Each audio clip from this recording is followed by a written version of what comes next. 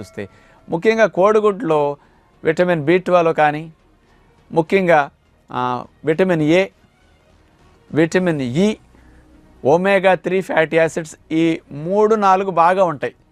కానీ ఈ 3-4 ఉన్నాయి కూడా మొత్తం పస్సంలో ఉంటాయి అన్నమాట. అంచేత ఒక కోడిగుడ్డు మనం తిన్నప్పుడు ఇవన్నీ పోషకాలతో పాటు మన శరీరానికి హాని కలిగించేది ఒకటి ఉంది అని మనం డాక్టర్లందరూ చెప్పక కూడా వింటున్నాం. ఒక కోడిగుడ్లో కొలెస్ట్రాల్ కూడా 220 మిల్లీగ్రాములు ఉంటుంది. ఈ 220 మిల్లీగ్రాముల కొలెస్ట్రాల్ అనేది అసలు బాడీకి బయట నుంచి అసలు అవసరంలా.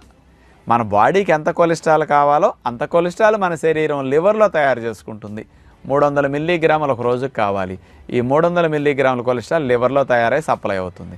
కాబట్టి బయట నుంచి కొలెస్ట్రాల్ ఉన్న ఆహారాలు మనం తినక్కర్లా.